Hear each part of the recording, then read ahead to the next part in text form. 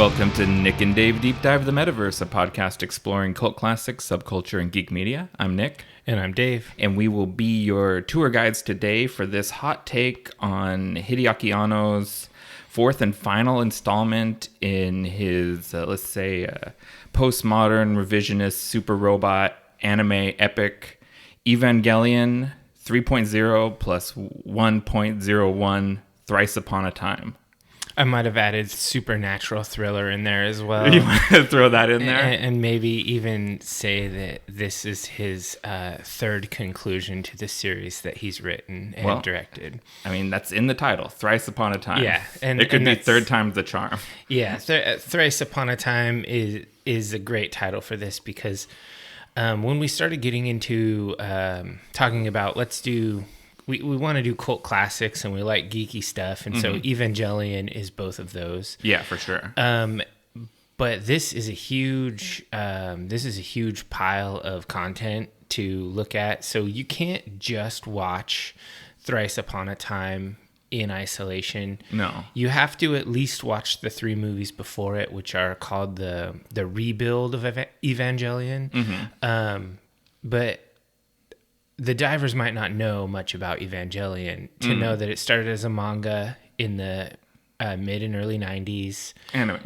It was a manga first. Was it? No. But Anno and so then Anno took that material and he made it into an anime and greatly changed everything from the manga. It got bigger and crazier. Yeah. And then that was called Neon Genesis Evangelion in the mid 90s. And then he did some movies after that, and there was actually even an end of Evangelion movie already. So it's the end of the anime and then the end of Evangelion in the movies. And then these 4 movies. So these were not just released to DVD or released to Amazon as we have it here.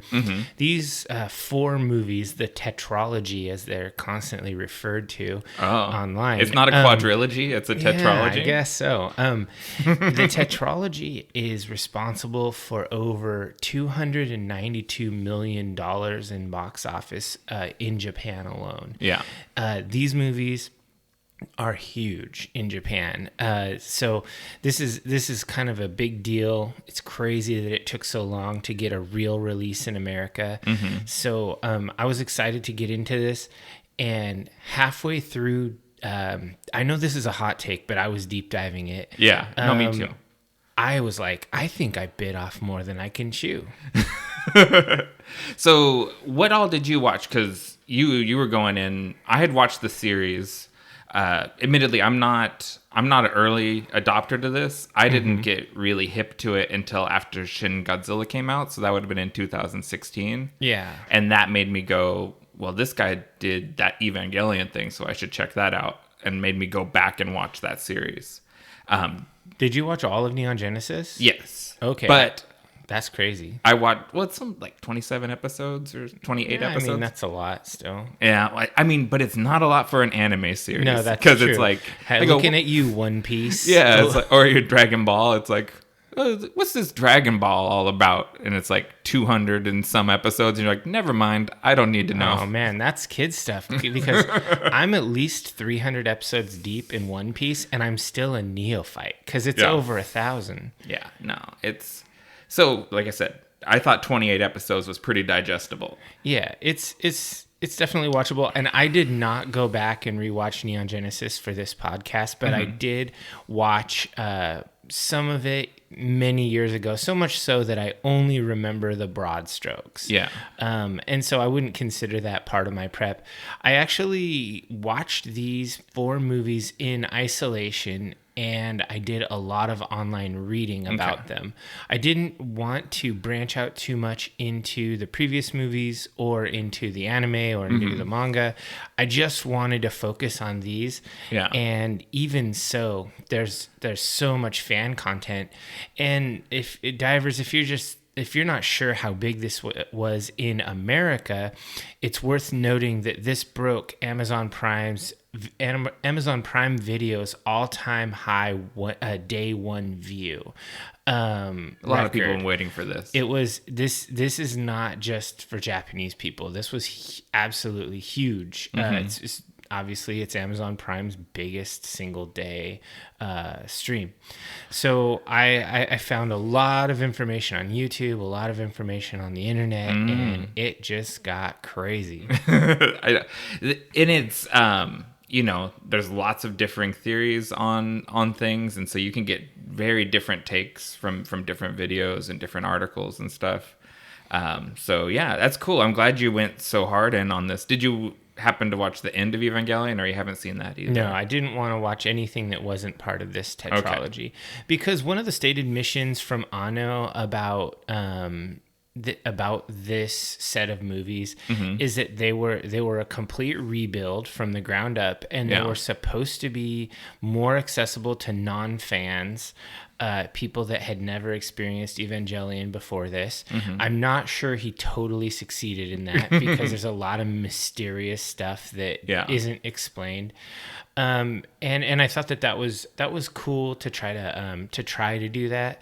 But also this has a different look from everything else. I wanted to really immerse myself, because they use a combination of old school animation, digital ink, paint, and a lot of 3D CG animation, and it's all kind of blended together with clever editing. Yeah, and it's blended together, in my opinion, really well. I really, a lot of times I have a hard time connecting with modern computer-generated anime, and I don't bump up against it here, because this is real masterwork stuff. There are a couple of places that I was taken out of the moment by the CG, but none of the other animation stuff really, it all was done super well, especially I would say especially in the fourth movie. The fourth movie was the most seamless, which the fourth movie called Thrice Upon a Time, so you'll just have to get over that, divers. I mean, a lot of the I mean, I think it's all relevant to the plot and to the films themselves, but a lot of the English language stuff is done because English sounds cool in Japan. Yeah, of course. That's a trope where they throw in English stuff here and there because it sounds cool. Did you do sub or dub? I watched these in dubs, and then just because it's easier for me to take notes when I can actually hear the words come out. And then I did a lot of watching of things on YouTube, and all of that where they're talking about it. It all is reviewing the subs. I'm kind of notorious for not being a huge fan of subtitled stuff, because it forces me to glue my eyes to the bottom of the screen. I can't really take in the whole thing. And I know that's a very unpopular opinion in anime circles. Yeah, I mean, I'm not a sub purist. I watched it the first time I watched it dubbed. And then when I watched my second viewing, when I was taking notes, I watched it subtitled. Yeah. And I really liked taking my notes with the subtitled version, because it made it real easy for me to pull quotes. Sure. Just pause it, and I can just copy what it says on the screen. It spells everybody's names out right. And the other thing is there was some translation differences in the sub versus the dub that I thought a couple of them were kind of significant. Okay. So I was glad I saw both. But that's probably enough about that. Yeah, it's probably enough of an intro of something we're about to spend a while talking about. Right. What have you been up to lately? I got a new car. I had my reservation for that Ford, the Bronco, but I got a series of disappointing emails over the last 6 months, to where I got pushed past, even though I reserved in the summer of 2020. I wouldn't even be getting a build date until sometime in 2022. Whereas some people have them delivered already. And part of that is I'm not going to take this upon myself and say part of it's my fault. Yeah. It's part of it, the things I ordered. Oh. I ordered the big engine Yeah. and I ordered the tow package because I needed to tow a travel trailer. And I also ordered a hard top because I live in the Pacific Northwest and a soft top is dumb. Yeah, for all sure. three of the all three of those things are having supply chain issues. So had it just been one, I might have been able to get in on some of the low supply stuff. But anyway, didn't get it, and I wasn't willing to wait yet another year because that means if I get a build date sometime in 2022, it might be 2023 until I get the rig. Okay, because I was going to ask, I see Broncos out on the road, so I was like, you probably see Bronco Sports on the road. Okay. I've only seen 2 full-size Broncos on the road. Gotcha. Okay. That also pissed me off the whole time. Like, everyone's like, I saw a Bronco. I don't know why you like it. It's like, what you saw is a Sport, which is a literally rebodied Ford Escape. I was going to say, it looks like a Ford Escape with a different trim kit on it, basically. That's exactly what it is. The Bronco Sport is a Ford Escape. They literally watered down their brand and put out the shitty one first. So everyone in the world sees that and is like, nah, hard pass. That's the Ford ethos, though, right? Yeah, ruin your brand. Let's name our big boat of an electric vehicle a Mustang. But it's not. It just has the nose of a Mustang. Yeah. And so they did the thing. Anyway, so I went to a used car dealer that had a whole bunch of different vehicles that I was super interested in. Jeep Gladiator, a bunch of full-size trucks, and Toyota 4Runner, and I test drove everything. Yeah. And I had done a lot of internet research, and I really wanted the Jeep Gladiator to win this race. Let's get the review on the Gladiator, because I'm curious. I was leaning into the Gladiator because I liked it. And when I walked up to it, it looked really rad in person, and I was like, this is the one. And then when we drove it, we were test driving on a 100-degree day, and it was hot in there. The AC cannot keep up because it's just utterly uninsulated. I was breaking a sweat driving with max AC blowing on me. The seats were not very comfortable at all. Carrie was sitting in the back seat, and she was like, yeah, I don't know if I could do this on a road trip. This is harsh. And the road noise was really bad. I mean, okay, I'm not going to say really bad. It was just not great. It felt like a downgrade of ride and comfort from our Subaru Forester. Oh, yeah, for sure. And I was like, okay, well, I kind of expected that. This is sort of an off-road rig. But it just didn't feel good to drive. And I'm tall, divers. If you don't know me in person, I'm 6'4". My head went above the roll cage, and that's dubious. Dubious as hell. And so the seat didn't actually lower low enough for me to see really great out of the super boxy windshield. So we then tested full-size trucks, and let me tell you, Chevy makes a really nice truck. The Chevy Silverado is an amazing truck. We almost bought one. Okay. It's that nice. The ride quality was like a Cadillac, and it just drives like a dream. So spacious. It's really nice. You're really giving this good overview of the ethos of different motor vehicle companies, because Jeep doesn't give a fuck about your comfort. No, they don't. And it sucks because if you're going to drop a lot of cash on a Wrangler or a Gladiator Rubicon, you expect to actually enjoy driving it. Yeah. Not at all. Well, on the road, but you got to get it off on the trail. Yeah, how often do you drive on the trail? Even if you're like a trail dude, if it's your daily, if you're trying to get to work, you know. Anyway, the 4Runner won the race. Okay. It's just the best of all worlds. It rides the best. It's not quite as spacious as the Silverado. It's maybe a little less Cadillac, but it is it is really, really nice. The interior was much nicer than Chevy. Toyota knows what they're about. Yeah, for sure. And we just got a screaming good deal because I just sat there and haggled and showed them a bunch of internet offers from around the region. And they were like, where are you getting this number? And I was like, well, it just seems like you're asking me to pay more than everyone else. So I don't think that's a good idea. Sorry, divers, if you hear my cat, she's like down the hall a little bit, but just making some noise. Yeah, anyway, she wants living. Yeah, so I got a new rig. I've been modifying it. I put a TRD skid plate under it. We put a small lift and some larger tires, and I put a bug screen on it. You know, just slowly but surely making it my own. That skid plate, in my opinion, is necessary. You think so? If you go off-road at all, like in rocky terrain where there's big ruts and rocks sticking up in the middle, yeah, you're going to hear that scraping on rocks and know that, you know, your oil pan is safe. So yeah, it came with a I ended up with the TRD Off-Road Premium trim, which is one below the TRD Pro. I test drove a TRD Pro and the Fox suspension on that. It was very Jeep-ish because it's just a mega off-road.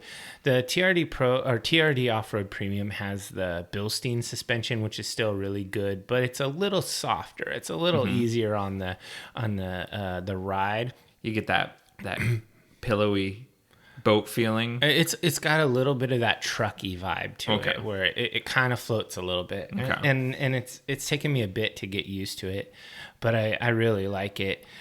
So yeah, adding the armor underneath was pretty important because I do plan to go off road. Although 90 or more % of my time is on the road because I'm towing my little trailer to a campsite. All right, so that's enough about getting a new ride. Everyone's seen a 4Runner in their life. They're pretty common. Yeah, for sure. You just got to make it my own, so it's cool. So how about you? What have you been up to? Well, luckily for time, I haven't been up to very much compared to you. Great. But I did go kayaking for the first time yesterday. Oh, super fun. Diver Chris and her boyfriend Tim loaned us kayaks. Well, I mean, we all four of us went kayaking and used their extra ones. Went out to Lacamas Lake, which is pretty near here. Gone boating there. We go canoeing there, but yeah. Yeah. And just paddled around and just enjoyed the vibes, enjoyed the water. And do you have any pricks and speedboats kicking up big wakes on you? Yeah, I mean, they're having a good time in their section of the river, and we were kind of staying closer to the shore. Yeah. But yeah, especially as I was just getting comfortable with feeling like I'm not gonna roll over or any of that stuff, which everyone tells me it's hard to flip it over. I just had a hard time believing it. Yeah. Yeah. So when those big wakes would come every once in a while, before I was 100% comfortable, I'd feel a little nervous and resentful. Sucks when they hit you right on the side. It's okay if you can go nose in. Yeah. From the side, it gives you that rock, and you kind of tip more than you're cozy with, and you're like, it's 8:00 at night. If I go in the water, it's gonna suck. Yeah, I mean, I've definitely gone out on that lake throughout my life, not just lately. It's a nice lake for that. I've gone fishing there hundreds of times. Probably. So you have kayaks, don't you? No, we have canoe. You have a canoe. Yeah, okay. We decided that we would rather be in one boat rather than two smaller ones. So we got ourselves a nice full size canoe and some paddles, and it's nice because we put a little cooler in there. We go out, have lunch on the lake, and paddle around. It's fun. I definitely wish I had brought a beverage with me. Like I got out there and I was like, this is Miller time. I should crack open a cold one, but don't got. And so I was just like, man, should have planned ahead better. We talked about kayaks too, but we just settled on the canoe. It's a nice choice. Before you read the Offerman book, or before actually, yeah. and we don't have a wooden canoe. We have a synthetic canoe because when you're scraping on some rocks or a tree limb or something. Man, could you imagine if you had some beautiful cedar canoe? You'd just cringe so hard. Oh yeah, I still cringe just hearing hearing the plastic or whatever rub on the rocks. It's so definitely, especially if you had built it by hand, Offerman style. Oh yeah, for sure. We ended up just getting one off Craigslist from somebody who had the idea, hey, a canoe would be awesome, and then didn't use it very much. So yeah, it was great. The pro tip we got given was if we want to buy our own, which I think we do, wait till winter. Sure. So basically, like right now, everyone is selling them at a premium, but at the end of the season, people are like, I didn't even use this thing this summer. They're going to blow them out. So that's when to buy. Good call. A watercraft. And then we can go out on the lake together. For sure. It looks like fun. It definitely looks like fun. Now I know it's fun. It is actually fun. Mm-hmm. And then you can boat over to our canoe and I'll hand you a beer. Oh, that'll be idyllic. All right. So podcast fuel, what are we drinking? We got a crazy brew today. Yeah, I got, in honor of the Evangelion, another anime episode. Mm-hmm. I got a Japanese beer from Kyoto Brewing, and it is the Kyoto Bakushu Matcha IPA. It's a 8.5 ABV, 70 IBU, and it's a unique blend of Kyoto matcha green tea and strong hoppy style IPA beer. Unforgettable experience. Yeah, this is really interesting because I like IPA and I like matcha. Mm-hmm.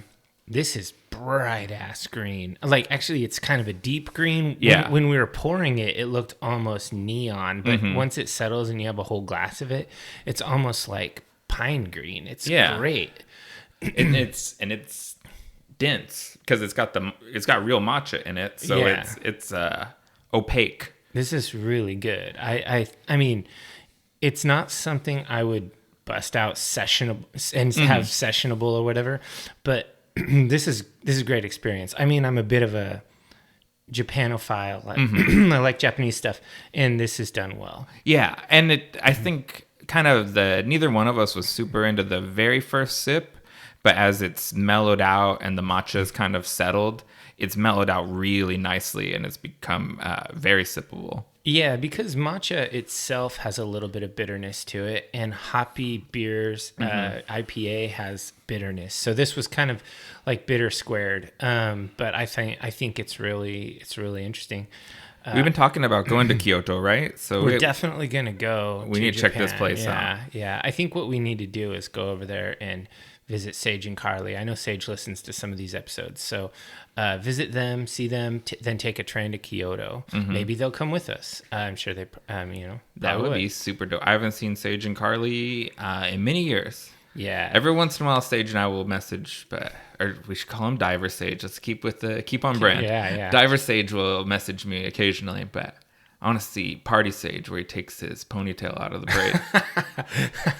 Yeah, he didn't go into Party Sage when we were in Japan visiting them. Got to get a few more Boilermakers. Yeah, that's true. All right, so this is a great beer. Check out Kyoto Brewing if you want a pretty unique experience. Let's go ahead and take a break and then come back with this hot take / deep dive.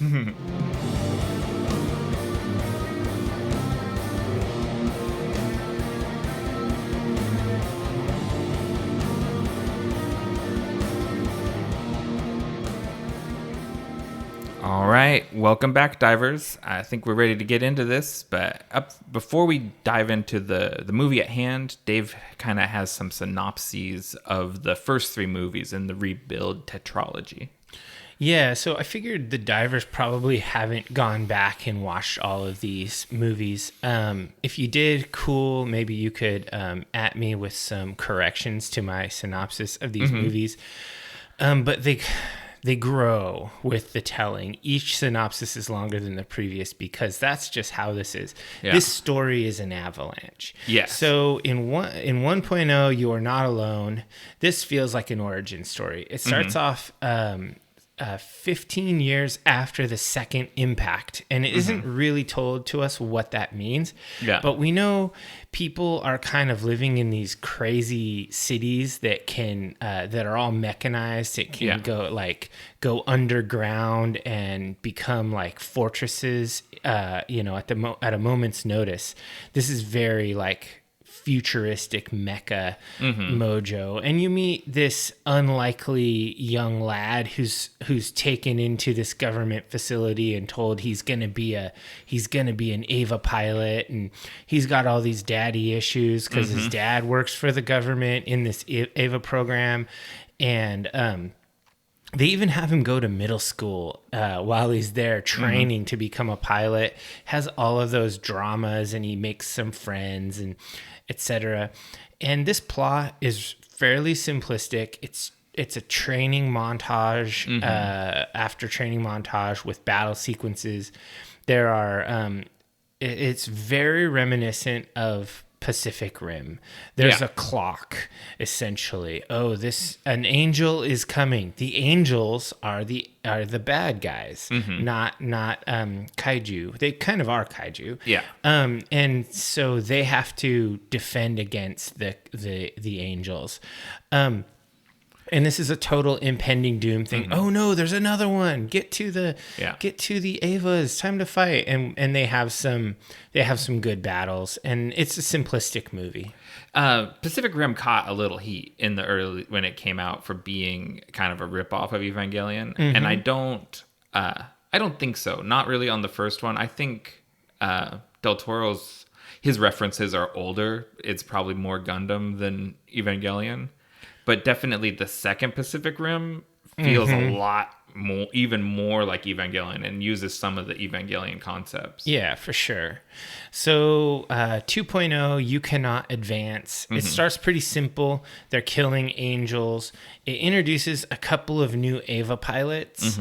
One of which, Asuka, is super huge in the series and all of that. Yeah. She really gets short shrift in this series of movies compared to her role in Neon Genesis and the other movies. So is Dave an Asuka lover or hater? You know, I can't really be properly in either camp, because I really like her when she's in her Eva and just kicking ass. Oh yeah, she's awesome. She's a boss. But I dislike some of her like childish, annoying things that she does. The drama outside the Eva. Okay. And so you also get to learn a little bit more about Gendo, who's Shinji's dad. Shinji is the young boy who's brought in. He's the star of this series. The third child. Yes. And you learn about, they vaguely mention some crazy supernatural stuff like, oh yeah, he got the key of Nebuchadnezzar. And they introduce all this stuff that's like Illuminati nonsense, like weird stuff happens. Like, Mari's Ava gets destroyed in a fight, and then they're like, yes, the destruction of Unit 5 went exactly as planned. Yeah. So it gets all like Death Clock with the with the council of bad guys. I didn't make that connection, but you're right. I can see exactly. And Adult Swim and Toonami are related to each other, and so these were airing on the same network. There is some connections there. Yeah, it totally got all crazy like that, and you're like, oh, I guess it's like that. Like, and so you have to understand at this point in the movies that this is not just mecha versus monster. Yeah. There is supernatural elements going on. For sure. They're calling them angels, the bad things, and they are kind of like biblically accurate angels with like crazy weird geometric shapes and things that are unfathomable by the human mind. And so anyway, it goes down that the ninth angel possesses Unit 3, which is Asuka's Eva, and it starts going nuts and like killing shit. It manages to bypass the defenses because it's an Eva and it's allowed past them. And so they're telling Shinji, oh, you got to take it out. And he's fighting all half-hearted because he doesn't want to hurt his friend, Asuka, who's more like a frenemy because she's shitty to him all the time, but he still cares and she cares. They just have this weird relationship. Anyway, they're like, okay, well, fuck you, Shinji. We're putting your Eva into autonomous mode, which they call dummy mode, and it goes berserk, and it savagely wrecks Unit 3. His unit is Unit 1, Unit 01. And so this is a major because these first two movies follow the storyline of the anime series very closely up until this point. But in the original series, it's Toji that was piloting Unit 3 and not Asuka. Okay. So there's a big change here. And in the original anime, Unit 1 in dummy mode kills Toji. Oh, okay. Yeah, so you're led to believe in this battle that Unit 1 kills Asuka as well, because it bites down on her insertion capsule, but she lives, but Shinji doesn't know that. Yeah. Because he's trapped in this Eva that's wrecking his friend, and he's just powerless. And so he leaves NERV, NERV, which is a acronym for the government agency. He's super pissed. And so basically when the 10th angel comes, Mari and Rei are left to fight. So Mari is one of the other new Eva pilots that you meet in this one. And she's original to the Rebuild series. Yeah, she's new. And Rei is the pilot of Unit 00, who is the one who Shinji met in the first movie. She's kind of this quiet and an enigmatic girl who's always kind of downcast style. I'm a Rei fan. I like this character through the movies. I thought that Mari was a little bit weird. She was I don't know, almost superfluous in some of this stuff. She is, and because she's not in the original story, she's just there to shake things up and make them play out slightly differently. Yeah. So I think that read is pretty close. And so basically Mari and Rei are fighting the 10th angel, and the angel consumes Unit 00, Rei's angel, Rei's Eva, with her in it.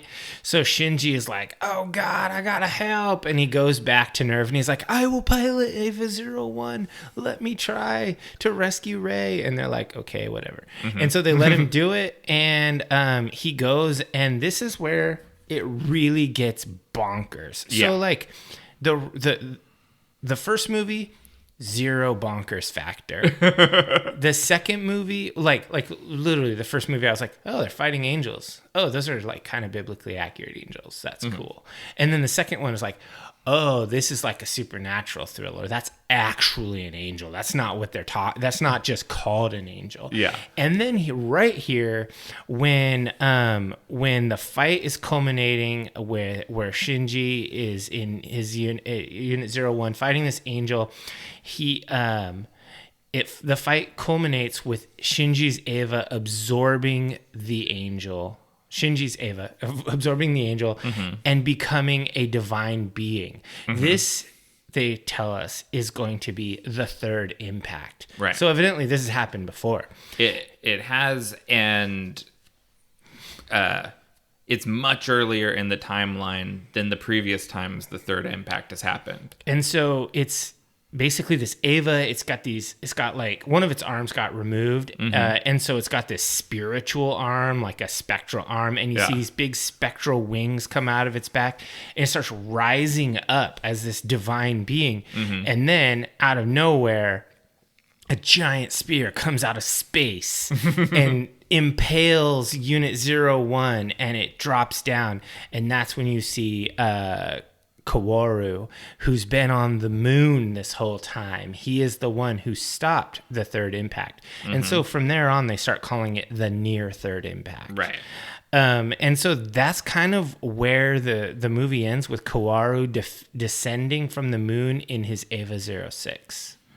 Yeah, and then there's a big time gap. Yeah, it's crazy. Movie 3.0, You Cannot Redo, is 14 years after the previous movie.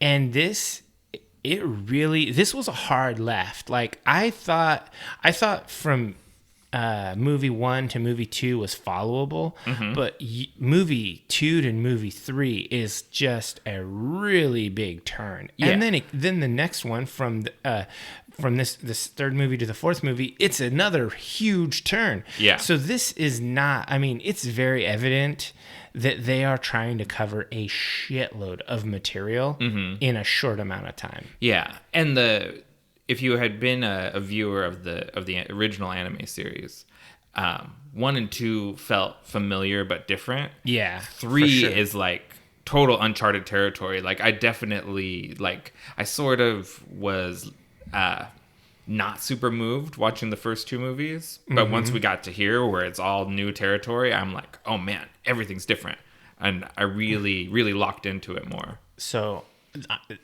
I liked the first 2 movies better. Oh. Oh no. Yeah, so you'd probably like the original series best of all. For sure. Like it felt more grounded to me and less weird. Oh yeah, it gets weird. Yeah, I like the less weird. So anyway, it starts off and Asuka and Mari are retrieving Unit 01 and Shinji from orbit.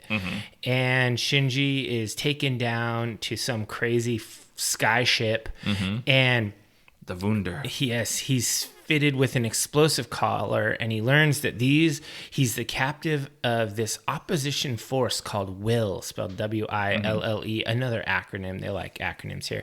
And it's led by Captain Misaru Katsuragi, who's been present in the previous 3 movies. I didn't bring her up because she's kind of the commander back at the station, giving them the orders. And in movie 1, Katsuragi is she is Shinji's guardian. He literally lives with her. Shinji and Asuka. Yeah, and so she's like, I'm on Team Katsuragi. Like, I definitely, she's one of my favorite characters, and she probably is my favorite character. Okay. But she evidently did a quick heel turn, and was it a heel turn or a hero turn? She became an opposition to Nerve, and her group, she's trying to take them out, we learn. Her battleship Wunder is powered by part of the old Eva 01. That's her power core. And so basically, we get introduced to Rei's new Eva 09. And they... because remember, it was Asuka and Mari that rescued Shinji. Now Rei, who is the old pilot of 00. Sorry if this is confusing, guys. It only gets more. Yeah, it only gets crazier. She rescues Shinji in her new Eva, and she takes him to Nerve HQ. And the last thing Shinji remembers is literally pulling Rei's soul out of her Eva. Yeah. So as far as he went into a coma having just saved her, and then she comes to rescue him.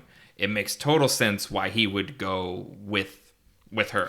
Yeah, he essentially felt like he was sacrificing his life to save her soul from this Eva, or from this angel thing.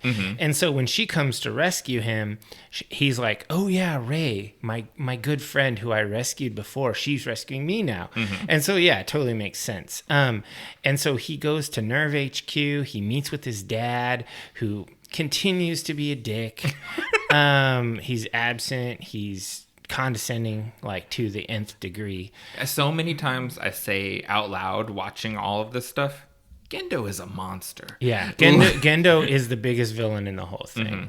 And so he is told, now that he's part of Nerve again, that he's going to tandem pilot Eva 13 with Kaworu, the guy who stopped the near third impact by impaling Eva 01.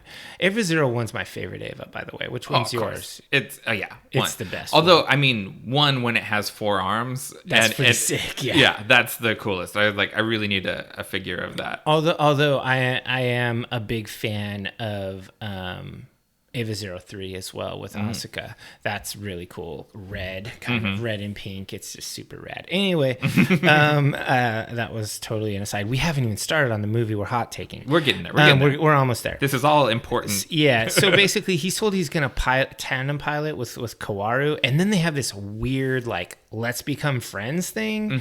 They learn about jazz piano, and Kaworu eventually convinces him. He's like, yeah, I'm your buddy. And he takes the explosive collar off of Shinji and is like, look, I'll put it on myself. And it's kind of like a big show of trust or whatever. Is it too early to start feeding in my read on things here? Or no, go ahead, man. This is all prelude. I think Kaworu is aware of the previous timelines.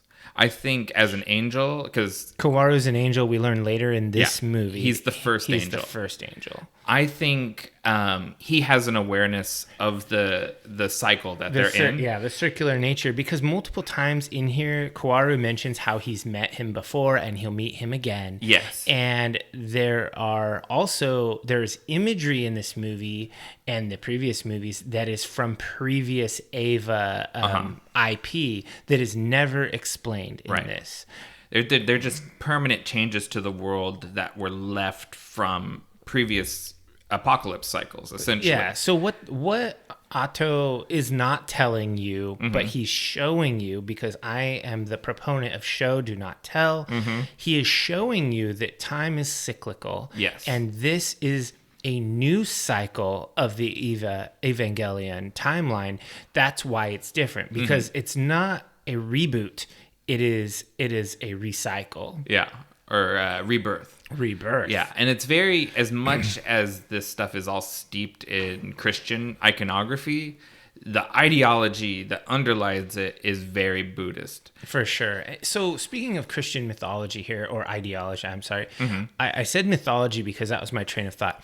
Do you think people from different countries who were not raised in a Christian country like we were, do you think they look at Christianity like we look at other religions as just pure mythology? Because so much of it is straight up logic bending and weird. Yes, I think so. And people from the animation studio, and I think even Anno himself, have talked about how they use the Christian iconography because it's cool and foreign. Yeah. And it's really like whenever an angel dies, these crazy, like almost laser looking crosses the laser come cross. Down. Yeah. There's a rainbow and a laser cross every time one dies. It's pretty dope. It is. It's really cool. And I think it's part of why a Western audience connects so much with it, because there's something familiar for them to latch onto. Yeah. But I don't think the Christian symbolism and stuff goes all that deep. I think it's pretty surface level. It's really cosmetic. Yeah. So I was thinking it would be kind of like if we wrote a thing and we skinned it all with Greek mythology. Yes, totally. Or whatever. Okay, so that's sort of where I was thinking going with that. Anyway, so Kaworu and Shinji become buddies. They manage to find a friendship, and Kaworu explains Gendo's plan to Shinji, and it's nuts. He is going to force evolution of humans by causing a mass extinction, so that people have to essentially ascend, so that he can be reunited with his dead wife Yui. Okay, he's willing to ruin the world and cause a mass extinction because he misses his dead wife. Yes. That is the crux of it. He's a monster. And his son is right there, and he never is even a dad once. No. He couldn't just love his son as the last remnant of Yui's memory. You're getting to the end of the series here. Anyway, so it's also revealed that Yui, who is Shinji's mother, is part of what powers Unit 01. Yes. So that was clear much earlier in the series. But this is the first time. I'm glad. There's things that I was aware of watching this, and I'm just like, did they ever say this? Did they ever talk about? They waited till the third movie to say that the reason he was the best and perfect pilot for Unit 01 is because his mother's spirit is the power plant. Yeah. And it is also revealed that Rei, his childhood friend, I air quotes childhood, is actually a clone of Yui. Yeah. So his friend who he tried to rescue and all of that is actually just a clone of his mom. Gets very Oedipal. Yeah, it's real weird. And so a bunch of crazy fighting happens. Actually, and I was watching some YouTube videos where a guy was talking about it. He said, if you just delete the fight scenes from all of these movies, the drama plays out exactly the same anyway. Yeah. So anyway, I'm not going to talk about the fight scenes. It's an anime fight scene. It happens. They're awesome. They are awesome. They're not the best fight scenes in any anime, but they're pretty good. They fight. They're trying to kill Lilith, who is an angel who they had imprisoned and crucified, etc. And it doesn't go right, and more crazy possession happens. It's kind of a repeat of the last one. Unit 13, which is, if you remember, is being piloted by both Shinji and Kaworu, absorbs the angel, and another impact is gonna happen, just like the last movie. And is this the fourth impact, or is this the continuation of the third impact? It's not specified. Okay. And so this is when Kaworu reveals that he's the first angel. He just straight up says it. And then he got demoted or cast down, depending on the translation, to Angel 13. And so he says, we'll meet again.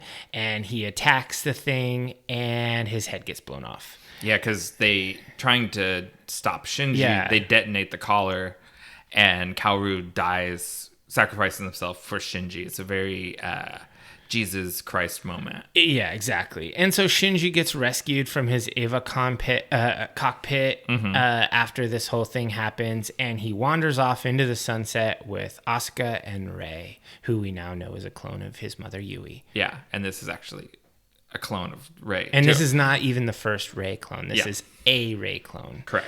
And so that is where we pick up with our hot take. We are ready to start the hot take now. Episode it's 3.0 plus 1.0, Thrice Upon a Time. Conclusion, prologue.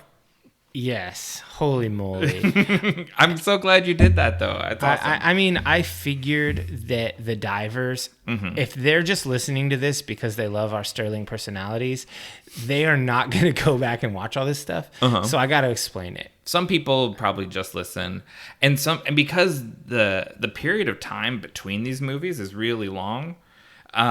Some people saw them years ago. The first three movies came out so long. There were so many production delays on this fourth movie that it was a big deal in Japanese pop culture. Yeah, it was like vaporware, and Otto took a lot of heat.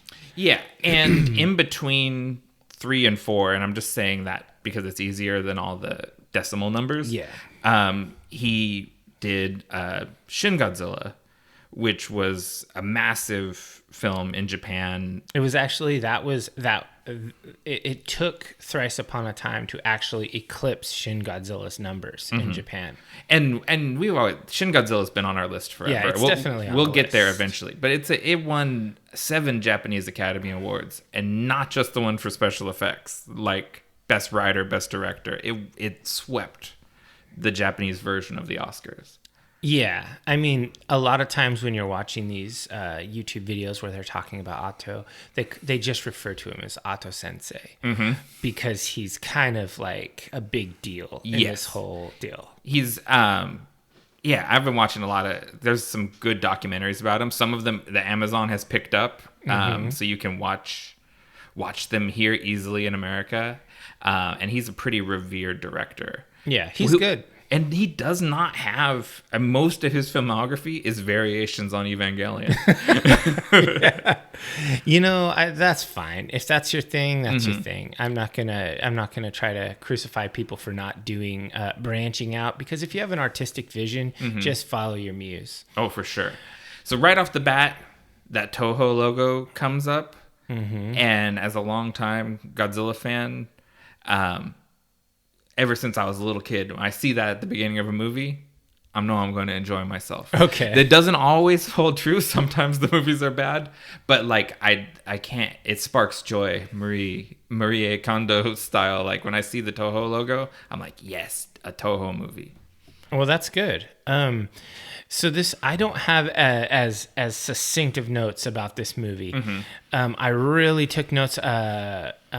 Stream of consciousness. Not cool. Not that the divers care, but basically this opens up in Paris with Yeah. really beautiful imagery of the Eiffel Tower and these flying battleships and like an Ava in this kind of yoke thing that it's using to fly. Yeah, like gyroscopic arms Yeah. swinging around it. And it's one thing I wanted to touch on is a lot of the background art that the animation takes place on top of. It's just absolutely beautiful. Right. Like you could take any of these stills and it would make like a beautiful piece of art on your wall. And it's a major upgrade with this movie over the previous three. Yeah, Wouldn't for you say sure. so? Yeah, okay, good. The background art, there was a reason this took like 7-8 years. Something like that. Yeah. It was pretty huge. Yeah. So we see this is Ville, and they're recovering Paris from the results of the third impact. Everything's shrouded in red. Or maybe the fourth impact. Or maybe the fourth. I think it's the third. It's actual third, yeah. Yeah. The near third impact. It's the completion of the third impact. Sure. And Shinji's fault anyway, no matter what. Shinji is both our savior and our destruction, I think is what the quote. And it's Mari is in this Ava unit. The new character. Yeah, and they're dropping her in there to fight off these what they call mock angels, which are like Ava angel. They're like warplanes. They're like skull-faced drones, and there's thousands of them.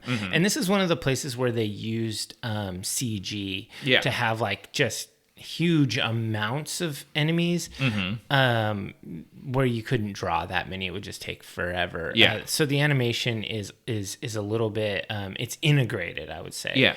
And it's pretty cool. And she's defending against these mock angels while there are some Will or Ville or whatever hackers are on the Eiffel Tower, I'm led to believe, trying to do something. Yeah. They don't say what they're trying to do. Correct. And Katsuragi is there and she's leading them. Right. She's like, come on. And this is so this sequence was released as a teaser before the movie was released. Okay.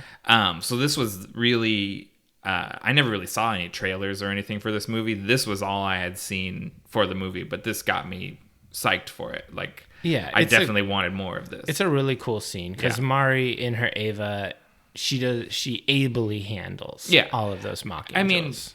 I mean, I'm sure some people probably call Mari a Mary Sue type character because she's awesome at everything and always shows up when you need her.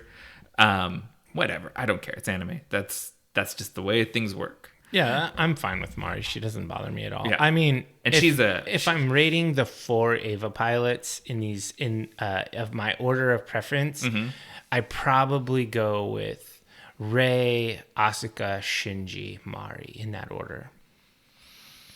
And I guess Kaworu is somewhere in there. I like all these kids. I'm not gonna. You can't rate your kids. Yeah, you gotta rank them. Come on, this is not. Who's your favorite? You can at least choose your favorite. Asuka is my favorite. Okay. Yeah. All right. So I like Rei. Rei is my favorite pilot. Asuka's your favorite, but Asuka's my second favorite. So that's cool. Anyway, so this kind of reminds me. This scene it reminds me of this classic anime trope with the danger. Okay, defeated. More danger. Okay, defeat that. It's a build-up cycle. Yeah. So she defeats the flying planes, and now we have these new CG marching things that are coming at them with these huge cannons. Yeah, and they're like Unit 1 bodies with the first angel we saw. I forget what number it was, but that like 03 or something. Yeah, it's mask face. And they're goose stepping kind of like Nazi style. Yeah, and they have giant guns and they're in a line proper. Yeah. And so this is Nerve is building these things or whatever. Yeah. Nerve has just become tyrannical. Yeah, they're really horrible. And I mean, they blow up the Eiffel Tower, which, is crazy. And of course, Mari deals with these walking shooter things again. Another cool CG / 2D animation integration battle occurs, and it happens. She stabs, like the big cannon, she stabs into it with the Eiffel Tower. Yeah. And it's just awesome imagery. Like, and the way the tower twists up as she's jamming it into the cannon. Yeah. I love all this stuff. It's pretty cool. Yeah. And so basically, after they win... they restore the old city. They take it out of hibernation. So this whole time it had kind of a red pall across it, Right. like a red light. And so when they take it out of hibernation, the red light goes away. Yeah. And the city, when I say hibernation, it mechanizes. It's like it's like Transformer shit. Because this was Euronerve's HQ. So they reactivate that, and it puts a protective dome over central Paris. And important for them, it gives them access to the nerve facility there so they can make Ava repairs. Yes, for sure. So this was like a really complicated thing of saying we need to do a tune-up. I know. I know where there's a garage that's not destroyed. Yeah, it kind of reminds me of like Fallout games where you have to fight your way in to find a power armor stand. It is. Yeah, it's a lot like Fallout. There's been a major apocalypse, and everyone's just kind of making their way and building settlements. And, yeah, it's pretty cool. And so is Nerve the Institute? Nerve's the Institute. Yeah, Nerve is certainly the Institute. Okay. They're the bad guys. Like the high-tech bad guys. And so they start getting parts and they're remaking Avas, and that's happening in the background. And then it's kind of like it's nebulously weird time. You're not sure what happens. It kind of jumps. Yeah. And then we go to Shinji. Yeah. And this is the opening credit sequence. Yeah. Shinji, Asuka, and Rei, parentheses, lookalike. That's what I call her. Yeah, Miss Lookalike is what they call her in the village. Rei, Shinji, and Asuka trudging through the apocalypse is the whole credit sequence. Yeah, and so they go into this kind of village that's kind of doing things super old school, and everybody's all gee golly nice to everyone. This is Act 2, basically, right? Yeah. And so it's revealed that Rei is not the Rei we know from the earlier movies, like the first movie or whatnot. Yeah. This is not the Rei Ayanami. This Rei, Ms. Lookalike, has never seen a baby before. She doesn't know about things like sayings, like good morning. And so we go through a bunch of this stuff where they like literally are explaining humanity to this clone. So the big thing, I think, is when we get to the village... is that their middle school friends, Toji and Kinsuke, have grown up. They're like adults in their 30s, while everyone else is still children. And we learn that this is like the curse of the Ava pilot. They don't age. Yeah, like the AT fluid keeps them young.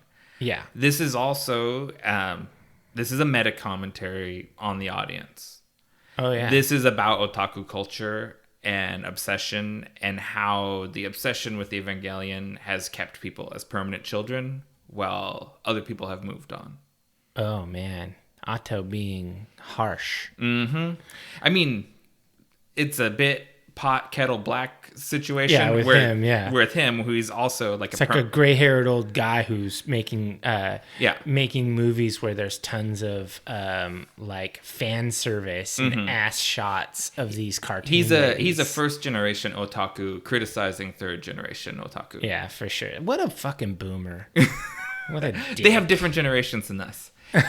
He's from it's called the New Blood generation, which is after, technically, the New Blood or New Breed are closer to Gen X than it is to boomers. How old is Otto? 61. Okay, so interesting. Yeah, so he'd be too old to be Gen X here, but he is the right age for New Blood in Japan. And I did not know about Japanese generations. I went down the rabbit hole on a lot of this stuff. Okay. So basically we get into this town, this crazy little village. I gotta say, this whole act just bored the shit out of me. I knew it would. I thought that through that whole because it's long. It's a little over long. It's really long. Yeah, and I thought Dave's not gonna like this. It's just boring. I don't need those scenes with the baby and the clone. You don't need them. Rei needs them, and Shinji needs them. No. Otto needs them. Ano. Oh, I'm sorry. Otto means father. Okay. Yeah. Yeah. Anyway, so yeah, he needs them. Yeah. He's making this for himself. This is his therapy. I think so. Yeah, definitely. So like, basically, they have this baby. His friends have this baby. They meet up with Asuka. she's really shitty to everyone. Yeah. She's like super shitty to them. Everyone is it's very village communal life, and everyone has their role. And while Rei is kind of getting schooled by the Oba-chans, The farmer ladies. how to plant rice and do stuff, Asuka is a sentinel. She's like, Rei asks her about, why she doesn't work on the farms, and she says, I don't work in this place, I protect this place. Yeah, and it's not revealed like how she protects it, like if she has guns or an She does have a gun. Yeah, she's definitely strapped. Yeah, and so basically this I had a little bit of a criticism for this part, because there's too much fan service here. They literally just have Asuka in her underwear on her bed like forever, or fully nude. Yeah, come on, guy, grow up. This isn't needed. Nobody's like that. I didn't talk about it till what worked and what didn't work. But yeah, I have thoughts too. Yeah. So anyway, she's shitty, and Lookalike learns how to work. Asuka attacks and beats up Shinji. Yeah. And he trudges out to the middle of nowhere and sits there. And then Lookalike brings him rations every now and then. And Asuka is like spying on him to make sure he's okay. Yeah. And Shinji's basically just PTSD, completely despondent. And when he sees Asuka's collar, he ralphs, because it makes him, he immediately thinks about Kaoru's head exploding. Yeah, and then interestingly, she starts wearing a scarf around her neck that covers it after he ralphs. They never bring attention to it. This is another show don't tell. Yeah, because Asuka does care. Yeah, the reason she attacked him was because she was so mentally and emotionally invested. She just kind of went nuts on him. Her emotions were too strong, I would say. Yeah. It's hard to say you attack someone because you care, but her emotions about Shinji are very intense. And so anyway, Shinji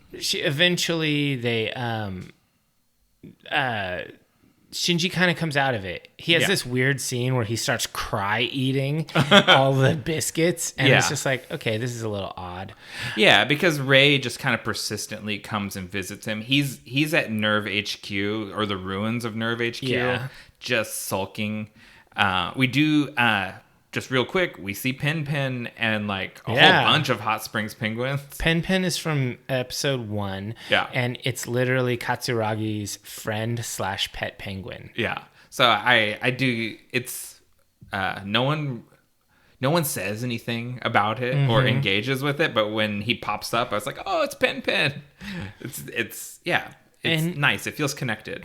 And then shortly after that, we get this weird musical montage with a slideshow, like stills. Why? Why did we get a PowerPoint in the middle of this? Well, I mean, you have to get into some film theory stuff when you talk about what montage is all about. But basically, when you need to show a great passage of time without spending that much time with the audience. Yeah, and Shinji is just kind of this typical, I guess he's not typical, but he's a super emo kid. And he's like, thank you for talking to me. Yeah. And then he like walks back to the village. It's like, that's his recovery. Yeah. Basically, he thanks Rei for continuing to come out and visit him. Yeah, and Rei asks him to give her a name, because the old ladies say, we can't keep calling you Lookalike. Yeah. You need a name. And so then Shinji goes and he starts working with his old buddy. Kinsuke.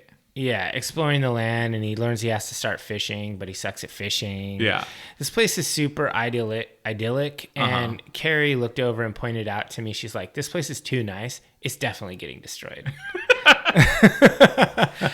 I don't think it does, though. I think it does later on. I think I'll point it out when you think it gets wiped out. When I think it gets wrecked. Okay. And so basically, they go to this weird. I mean, if the pillars stop working, we're screwed, because there's these weird pillars that are keeping the whirl. I don't know, the red light at bay. They don't ever explain it. And there's like these zombie Avas out there walking around, and and you're led. I guess I'm led to believe that those zombie Ava things are from Nerve. They're just supposed to create the mass extinction. That's like that was the plan. Yeah, man, this whole middle section of the movie is just a snooze fest. I expected you to feel that way. So there's a lot of things here. I think, especially, it kind of clicked in for me as Kinsuke is driving Shinji around and showing him everything. Yeah. And you see there's this scene where there's like a submerged tree in a flooded river. Mm-hmm. And the impression that I got is this is really about living through disaster and persevering. And it's just kind of like, this is how you do it. This is how you go about regular life, even though catastrophic climate change is going on and all these other things. Well, I mean, they really, I mean, they hit that nail on the head many times when And pound it all the way into the board. When Lookalike asks the lady with the baby, she's like, "Oh, why do we do this?" And she goes, "Because that's what we do. Mm-hmm. We just live." And it's like, okay, could you tell me again? Could you show me again? could you approach this from every angle? Yeah. And then they do some things that are meant to tug on your heartstrings. Like they go out to this weird lab and they meet this kid named Kaji, who I guess is Katsuragi's son. Correct. But it's a theme in this movie that most people are bad parents. Not Toji. Toji and his wife. Toji is a great dad. Yeah. And so basically, then the next weird thing happens, and you know something's about to go on because Lookalike looks down and she has a glowing red palm. It's like crazy. So it's like a stigmata wound. Yeah, she leaves a note and it says goodbye. The tape player gets returned to Shinji, which is like his dad's old music player. Very Guardians of the Galaxy. Right. And then you know shit's about to go down. And it changes. We go to the next act. So this is the place where the dub and the sub conflict with each other, because Rei goes to see Shinji for a final time because her clock is running out. She needs to be back at Nerve, sitting in the back to tank and recharging. Yeah, because she's a weird clone thing. Yeah, like an unstable clone. Yeah. And she goes to Shinji, and in the dub, Shinji goes, "There's only one Ayanami. I can't think of another name." Yeah. And in the sub, he says, "You're still Ayanami. I can't think of another name." Oh, interesting. And I think the implication's very different there. I think it is. Yeah. Yeah. So I thought when I watched it the first time, that was really harsh to say something like that to her right before she literally explodes into goop. In front of him. But I think it's meant to be more like he accepts her than it comes across in the dub. Yeah, like you're a clone, but you're still Ayanami. Correct. Which is weird because Ayanami isn't even Ayanami. It's really Yui. That's a clone of Yui. Yeah. But what makes someone a person? Well, I mean, that's what this anime is asking. It's not, I mean, and so, yeah, she glows red and her head explodes. Boom, she's gone. It's rough. Yeah. Shinji just keeps catching L's. Yeah, I mean, life sucks for Shinji. So he leaves the community and he goes to like turn himself in, and he's like, "Yeah, I'm gonna be doomed to live in this blast chamber forever." And they go through these scenes in this military base, and it's so starkly different from the village scenes. Yeah, it really, at this point, it's like, okay, we're building up to something. This is now the calm before the storm. We had the middle act of this movie, and it was all just relaxed. We're about to head into some shit. Yes. So the Wunder comes to the village, and there's like the exchange of supplies and information and everything. Yeah. Because probably, I mean, the villages are probably feeding the crew on the Wunder, I would assume. Probably. You know, and vice versa. They're bringing them technical supplies. And Shinji agrees to go with Asuka, and she just promptly tases him and knocks him out. And he wakes up, and Toji's sister, Sakura, wakes him up, slaps him in the face the first time she sees him. Yeah. And she's like, "I told you not to pilot any more Evas." I really liked Katsuragi before she became a fascist. Yeah, I mean, She was cool. She used to drink beer and like have a good sense of humor and keeping with your Fallout metaphor, Ville is the Brotherhood of Steel. yeah, for sure. Yeah, she's a fascist. She's no fun anymore. Yeah.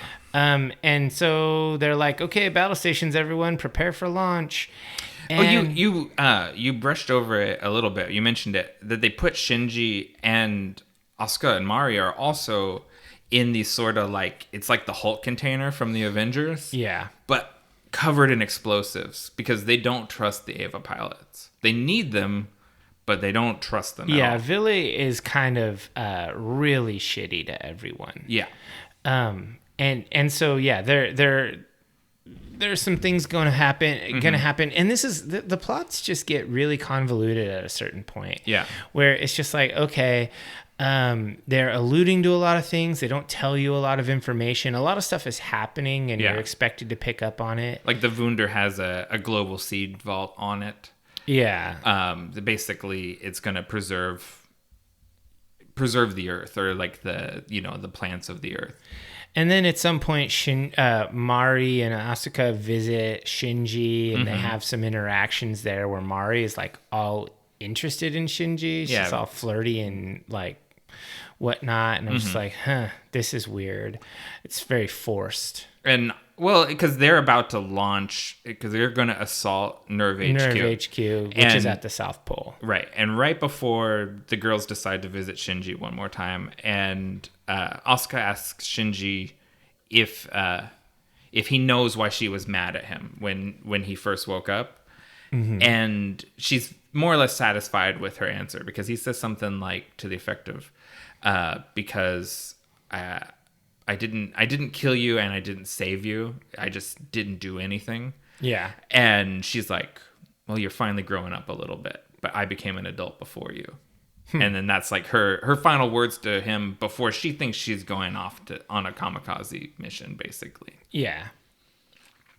And so they're gonna storm Nerve HQ, and there's like this crazy spaceship battle with all of this gunnery, and it's a CG fiesta. So did you, growing up, watch the cartoon Star Blazers? Do you remember that? I remember it very vaguely. Okay. I wasn't big into it. So I was huge into Star Blazers. Okay. And there's a lot of with Captain Katsuragi. The way she's shown, like with her captain hat and everything, sitting there at the bridge, it's very much like Captain Avatar in Star Blazers, which in Japan it's called Space Battleship Yamato. And so they launch Operation Yamato here. So it's a total homage. Yes, this whole thing is an homage to both to Star Blazers and to a movie, The War in Space from 1977. The score that starts playing here is real funky 70s music, and it's an homage to that movie, War in Space. Okay. So there's a lot of like metatextual otaku shit going on. Yeah. So this is pretty deep and important if you're Japanese, or you're deep if you're a into nerd, this. Yeah. The right kind of nerd. So yeah, like basically there's a space battle, and like the rebels are getting crushed. Villa is getting wrecked. And so they try the old jump to hyperdrive move from Star Wars. It just doesn't really work out. The Holdo maneuver. Well. Yeah. I'm glad you got that, because that's not the only Last Jedi reference. Okay. Because as they're coming in there and they're piercing the LC field, it's a white field and it's red underneath, and the red is coming up through the white. Yeah. It's like the battle at the end, Battle of Crate in The Last Jedi. Yeah, so they really do a lot of homage. There's a lot of homages here. So they're launching all these munitions. They're trying to destroy Ava Unit 13, which is rampaging. Or no, it's crucified down there. Oh, I'm sorry. Yeah, it's down crucified, and then they launch Ava Unit 2 and 8, who do some battleship surfing. They're on these like flying battleship things, like Silver Surfer style, heading straight down to try to destroy Unit 13. And I liked Unit 8 with all of its hella guns and all that stuff. It was pretty rad. And then is it 8 has all the guns and the gear, and 2 is the one that's super armored up? And is all melee style. Yeah. I like both of them. But they were really neat. And there's some of the best like fight choreography in the whole movie is through this sequence. Yeah, this whole scene with 8 and 2, it's really, really cool. I bet you there's toys for all of these Evas. Yeah, I need it. I need those. I was thinking about just getting a single Eva 01. If you're gonna have one, that's the one. Yeah. It's pretty rad.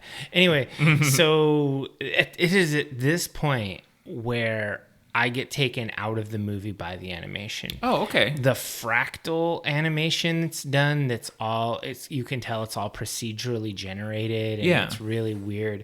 It totally changes the tone. Okay. It really makes you think, whoa, okay, this is different. This is odd. Maybe that's what they were trying for, to make you think. Oh, I know you're talking. So like when all of like the little Eva mock angel things they're coming together and they form like that drill bit shape. Yeah, that's what you're talking about. Yeah, for sure. Okay, it gets totally weird. Yeah, I can see that. And then there's more fighting. I mean, these bouncy little ninja-looking things are like wrecking Unit 8, and it gets all crazy. And they start calling like Unit 13 God's Eva. That's a cool name, by the way. Yeah, Unit 13 is pretty cool because it's like the juiced up version of Unit 1. Yeah, because it needed 2 pilots, the whole deal. Which makes me think Pacific Rim. Yeah, I think that's when the homage becomes circular. Yeah, right? Like it comes back around. And at this point, everything just starts getting nuts. Like I could sit here and beat by beat it, but it's not really worth it. I think the big key thing is Nerve opens the gates of hell, and they're performing a magical rite. Yes. And Ville just walked into it and provided the sacrifice needed to open the gate. Yeah. And they still can't impale Eva 13. Right, because it has an AT field, and Asuka is not sure. Is it her AT field? Yeah, I think she thinks her own AT field is blocking her from attacking Unit 13. Yes. And so she goes into beast mode. She pulls the rod out of her eye, the restriction, and she just becomes total berserk. Yeah, and Asuka has done this before. It's I'm not sure what's going on, but I love it. Like when she pulls that thing out of her eye, I was like, I knew there was something under that eye patch. Like I just knew the eye patch was gonna reveal something cool, and then it revealed like she goes beast mode or berserk. That is the correct term in the language of the show. Yeah. And grows the 2 angelic arms. Yeah, these spectral arms. Yeah, and she's tearing through the AT field, and then Unit 13 wakes up. Yes, and it gets up.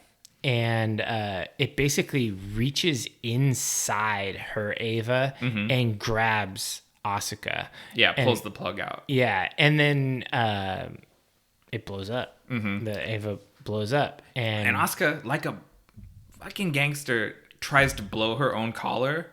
Yeah. And the soul of the original, like the person that she's cloned off of, pulls her out of like... transmorphs her or whatever, pulls her through the collar, so it just detonates with no one in it. And it's like, that's pretty tough. All this stuff's tough. Yeah. Asuka is definitely the most hardcore of all of the Eva pilots. And then basically, like, it just goes from sci-fi to supernatural thriller. Yeah.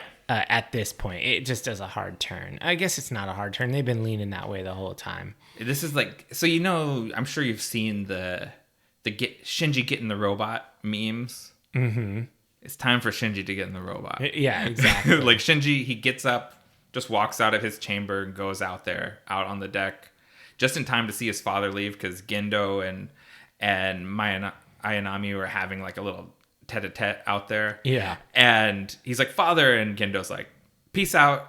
I'm going to hell. And like he gets into Unit 13 and leaves. And Shinji's like, I'm ready to get in the robot. And Ayanami is like, okay. Well, no, Shinji's Ayanami. What? Katsuragi. Yeah. Katsuragi's like, all right, Shinji, I'll let you get in the robot. And the crew is like, no. When he gets in the robot, it's the end of the world. Yeah. So like they pull a gun on him. Yeah.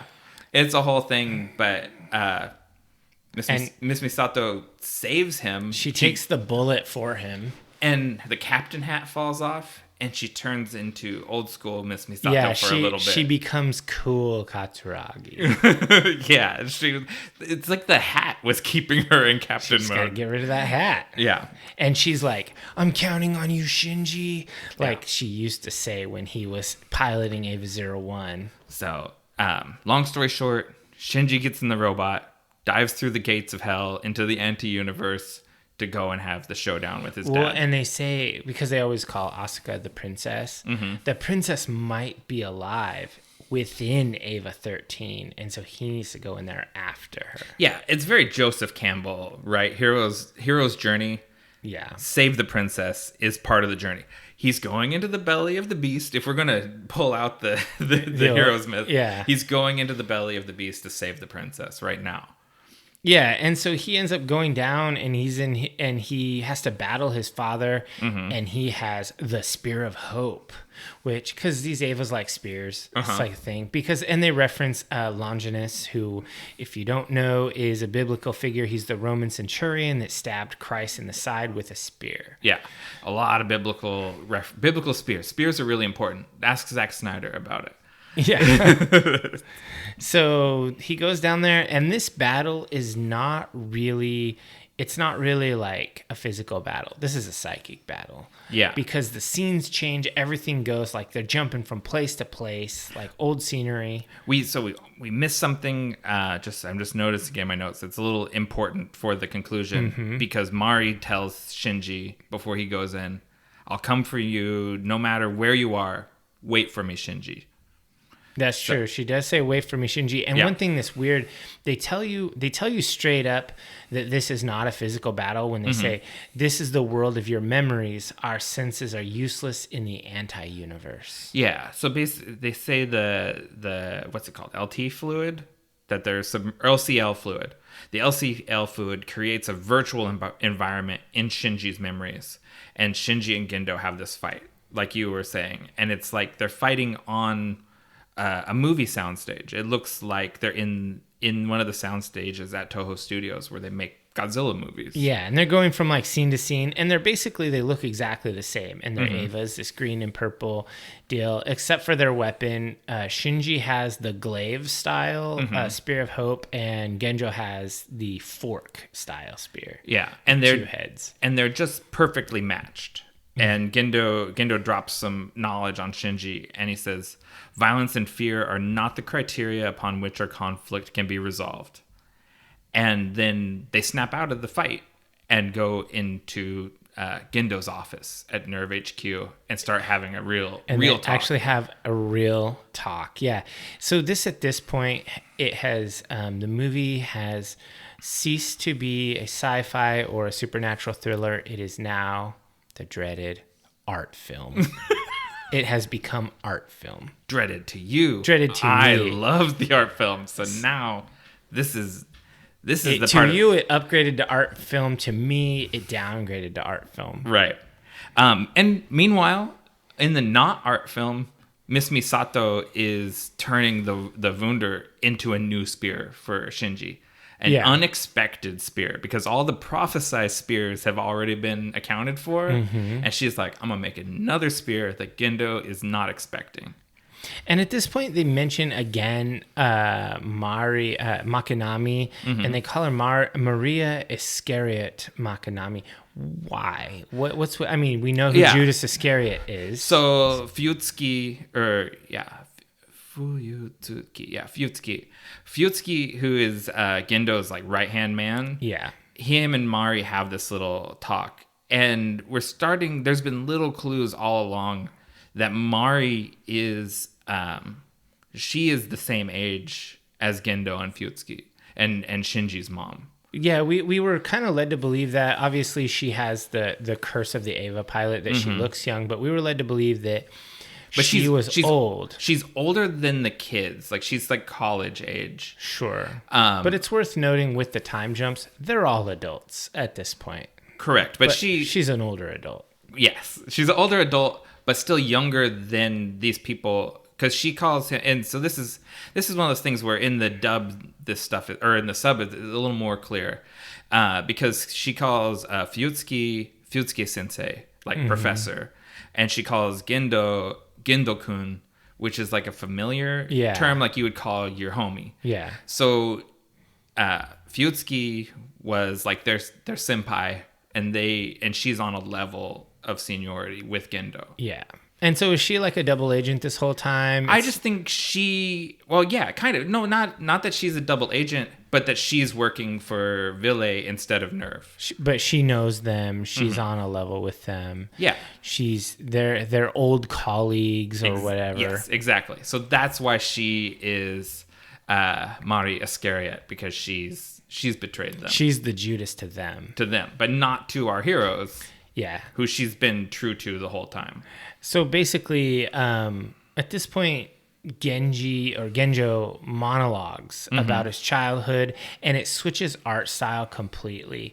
It becomes black and white sketch art. And I actually really think that's cool how they're showing these flashbacks and the different types of art and whatnot. I really like that. And it's a callback to episode, I think, 27 and 28 of the original series, where they did a lot of this stuff, like using storyboards to kind of show the mindscape inside the LCL. I would watch a whole anime that was done in that sketch storyboard style. It's really cool. Yeah, I really like it. Anyway, so we basically learn at this point he fully explains that the Human Instrumentality Project is simply a result of a dude losing his wife. Right. And it's about his impotent male rage, about how he wants to kill the gods because he's lonely. Correct. Yes. I think you're nailing it. Yeah, super lame. It's God, where is my note here? So are you familiar with hikikomori? I'm not. Okay, so this is a problem in Japanese society where it's men, like they call them like modern hermits, who it's like guys like Gendo who basically retreat inside of themselves, and they are obsessed with things, and they're not engaged in society, and they're completely removed. Are they like the incel movement? Yes, it's like the Japanese incel. Okay. And so Gendo becomes a commentary on the hikikomori. He wants to destroy the human race and kill the gods because he's so upset. He's so upset about losing his wife. And even so, this is like what kind of a weird jackass would you have to be to think that's romantic? Oh, dude. I mean, ask any school shooter or whatever. Like, it's a certain kind of like suicidal, but I'm taking everyone with me sort of depression. Yeah. And Misato does her thing with on the other side. Like, we keep cutting back and forth between the psychic dreamland versus the real world. And she turns the Wunder into a spear, basically. Into the spear of Longinus, they call it. And it goes hard, like right in the eye. Yeah. Through we didn't even mention the giant ray. The giant ray CG that was not very good looking. And all this stuff where we're seeing Gendo, how he looks just like young Shinji when you're going through these flashbacks. I'm never totally clear if I think Shinji is his biological son. But there's a read on this where Shinji is a clone also, because he's just a clone of Genjo. Yeah, because I don't think that's the case, but both it gets revealed that Asuka's a clone also. Yeah, we get some flashbacks of Asuka. Yeah. And we're jumping all over the place because it's that's because jackhammering us with information. The movie jumps all over the place here, like and I think that they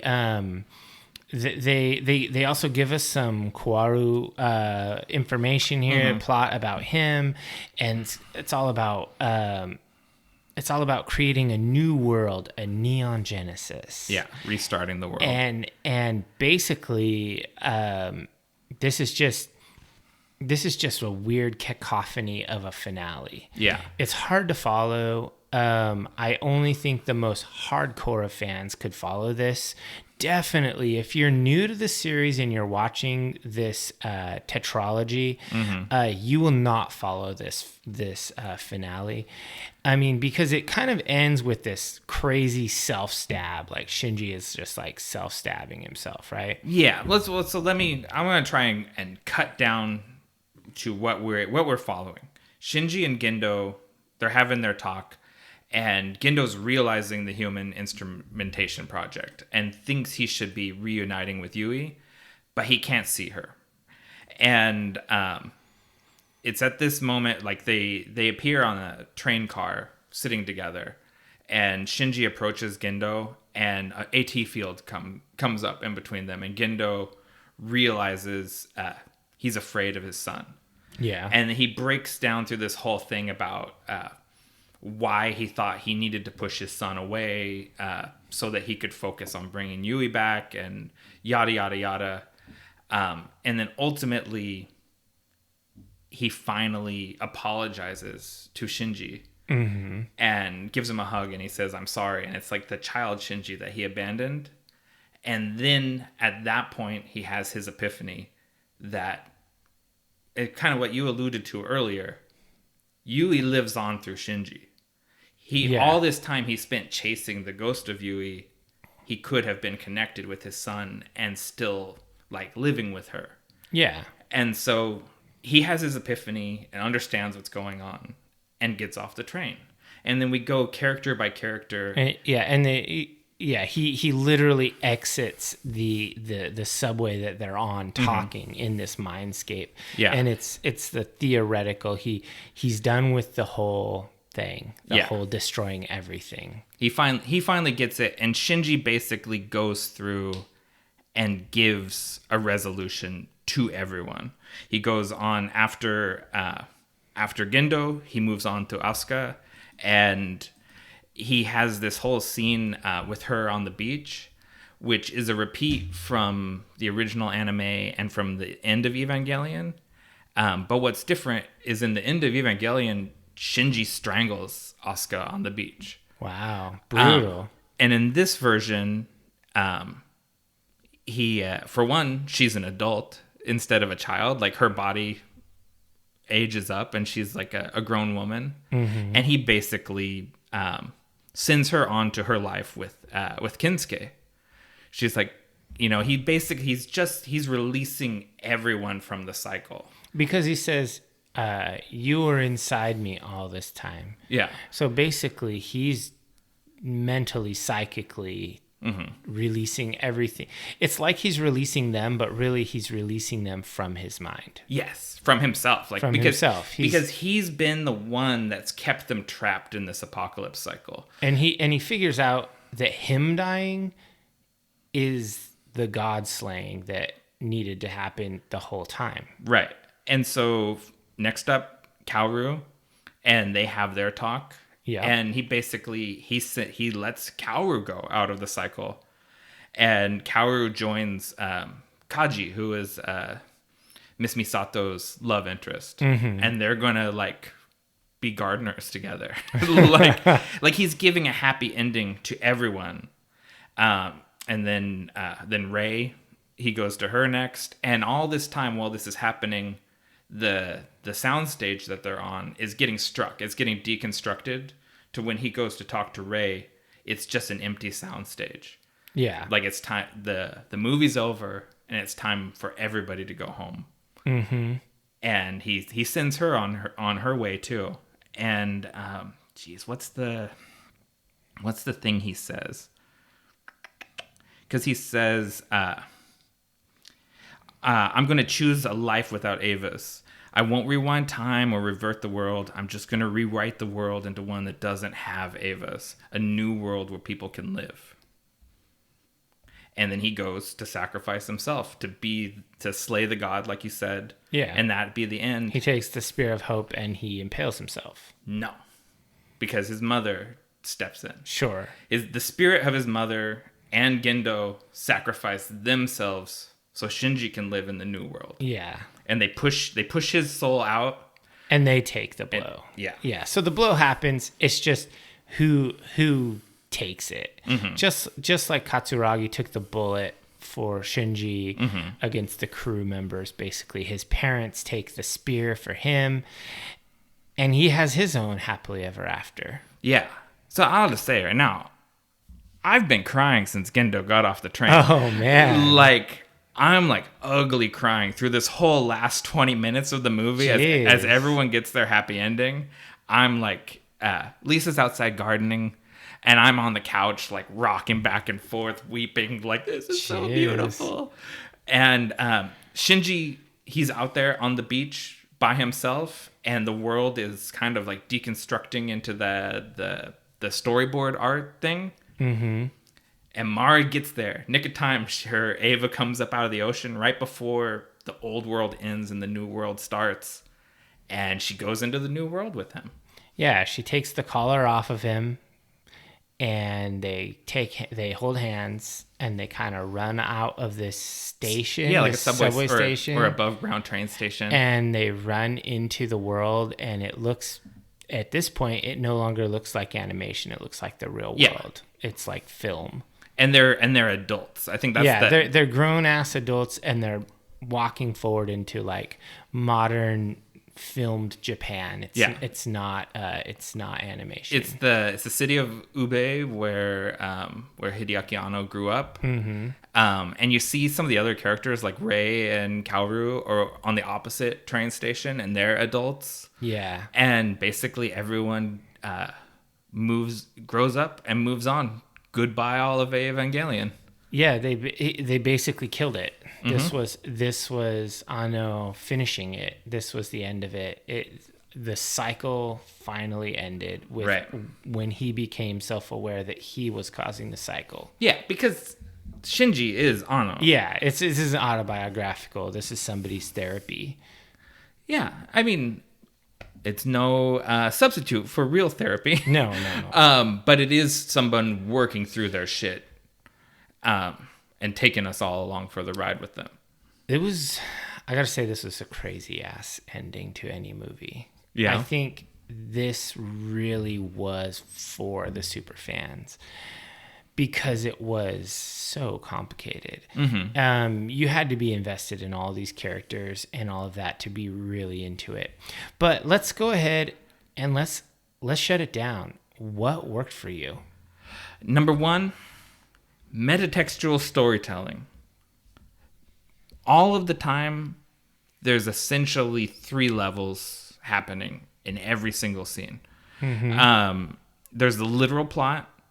There's symbolically what's going on for the characters, and then there is a message commentary to the audience, and that's very difficult to do. To do that sort. That's like the Star Trek with the polydimensional chess. Oh yeah, like that kind of storytelling where you're telling 3 stories at the same time over 30 years worth of content.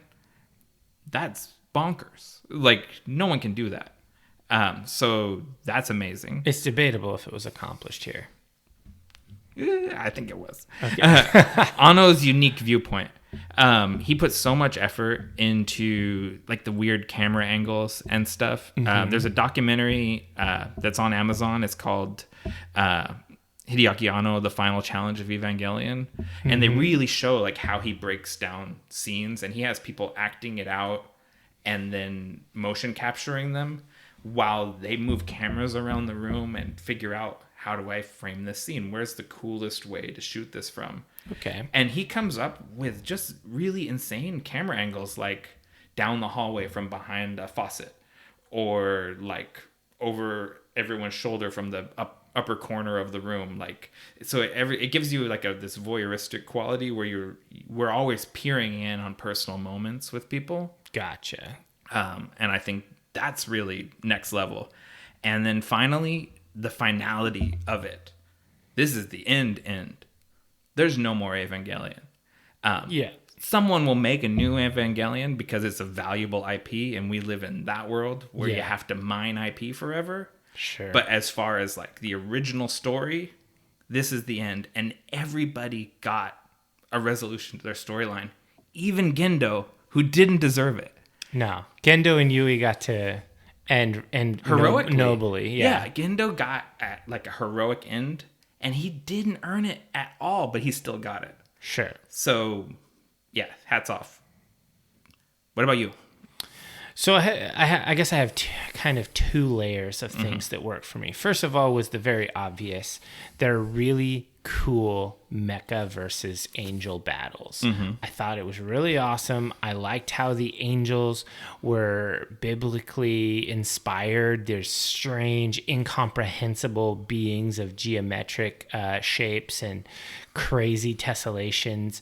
It was visually very interesting. And I feel like the entire thing, especially Thrice Upon a Time, was visually wonderful. It was very good looking. The animation was great, and the backgrounds were wonderful. I think honestly the 2D animation was my favorite. Yeah. But I said that in our Ghost in the Shell movie or episode.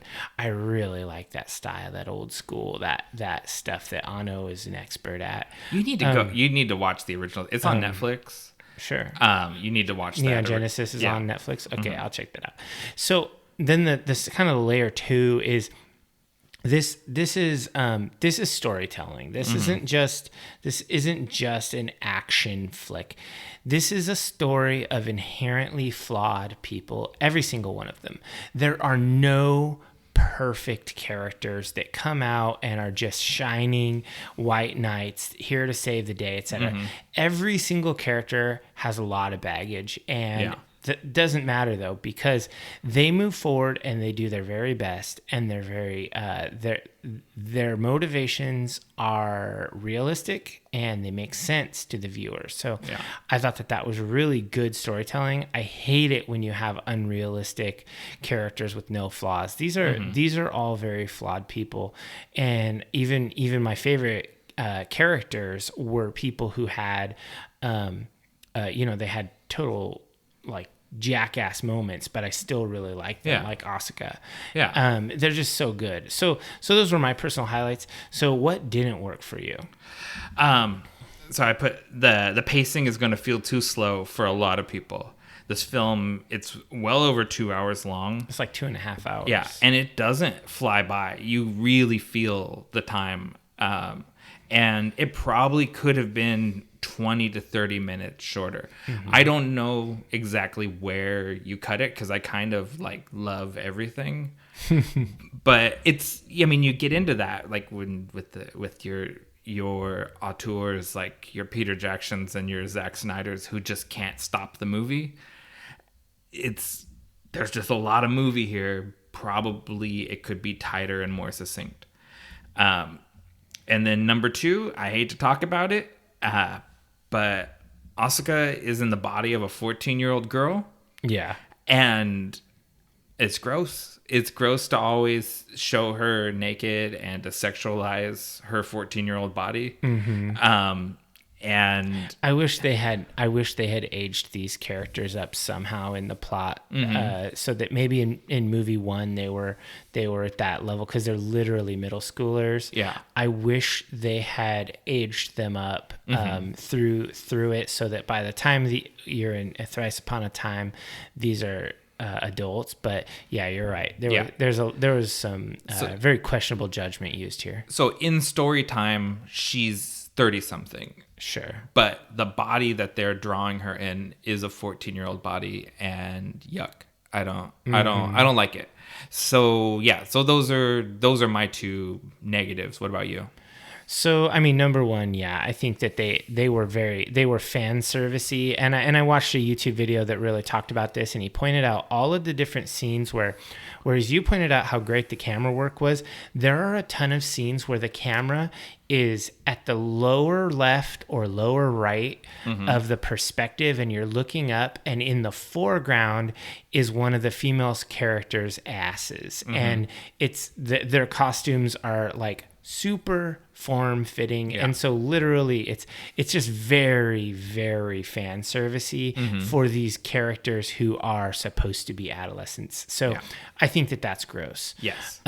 So then the other two things I had to say basically was sort of recapping where this plot was very meandering. There were places where it was extremely subtle and hard to follow if you didn't have a background with Neon Genesis. And then there were other parts where it was just extremely ham-fisted, where it was just a jackhammer of the plot. And so I think that there was no way that Anno could have made this for someone who was not steeped in the Evangelion mythos, because he himself is the mythos. Yeah. He can't take a step away and make it for the neophyte, because he can't understand what the neophyte even hears sees or sees. And then finally, my last negative was that this is extremely pretentious. It really thinks highly of itself, and you can tell, like it's just very, very pretentious.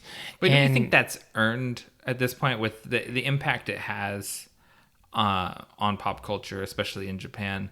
Don't you think it's kind of earned its big boy britches that it? I don't think that it's ever cool to be that way. Even no matter how big you are, I always respect humility and realisticness and expectations and things. Yeah. So I think that it's just pretentious, and that's an opinion, obviously.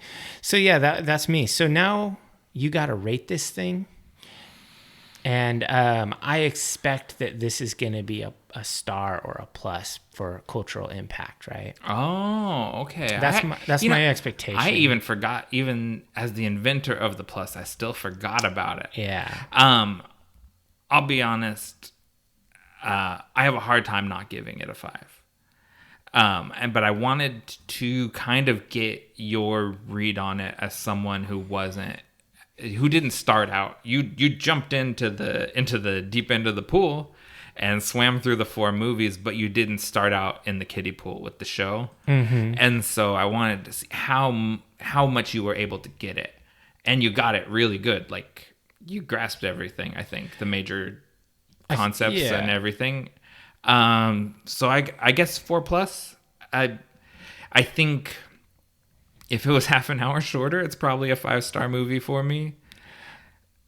It's right on the cusp of crossing over. It's tough because I'm there with you. Like, I really wanted this. It's a 5.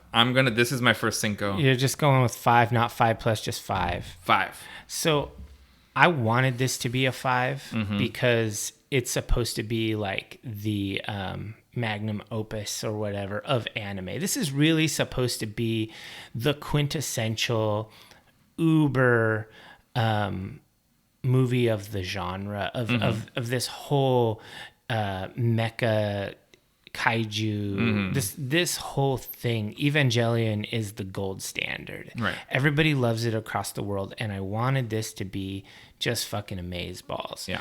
And so when I watched 1 and 2, I was like, okay, this is really cool. I like how they took it supernatural in addition to the cool Evas and everything. But at a certain point, it just got too much. It shark jumped pretty hard. It went up its own ass for you. It went up its own ass into an infinite loop of self-aggrandization. Aggrandizing? Yeah, aggrandizing. So I wanted to love it more than I loved it. Yeah. And so I was thinking that this might be a 3 and it might be a 4. And I'm not sure where it's at. I think the fact that it was amazingly successful commercially, it has really, really good reviews in general. I think that I probably am just a little irritated that it was a little too long with a little bit of a weak act 2. And so I'm going to settle on a 4. Okay. I think it could be a 3+ if I was being harsh on it, but I think a 4, it's honestly a 4. It's a big damn anime movie. Yeah. It's hard. It's not, it's hard not to like it. Yeah. The characters are just so I don't know. I feel weirdly connected to them, and they're very real and that seems like a weird thing to call it, but because they're so fucked up, it makes them feel very real because real people are always kind of a little fucked up. Yeah, and I find it hard to hammer on its flaws, even though I do think its flaws are pretty apparent. Yeah. It's shining examples of like its high quality parts make it a 4. Yeah. So I'll give it a 4. You give it a 5. And here's how I'm going to justify my 5. For one, since we did away with fractional stars, a 5 is not. I'm not saying it's a perfect not film. unattainable. Yeah, I'm saying it exceeded my threshold for a 4. You know. And the thing is, honestly, that last 20 minutes of the movie, I had a hard time even talking about it without crying. Okay. And this is, a week after my initial viewing. I've seen it twice. I've spent a lot of time thinking about it. And this movie has just stayed with me this whole time. And that, to me, that's that next level of movie. Like, there's movies that you see and you never think about again. I'll never stop thinking about this movie. Wow. So you really loved it. So Yeah. I guess that deserves a 5. All right. So let's go ahead and wrap this up. We got a 4 from me and a 5 from Nick. Nick's first 5. Yeah. This is it. He thinks this is literally the best thing we've watched. I guess that's fair.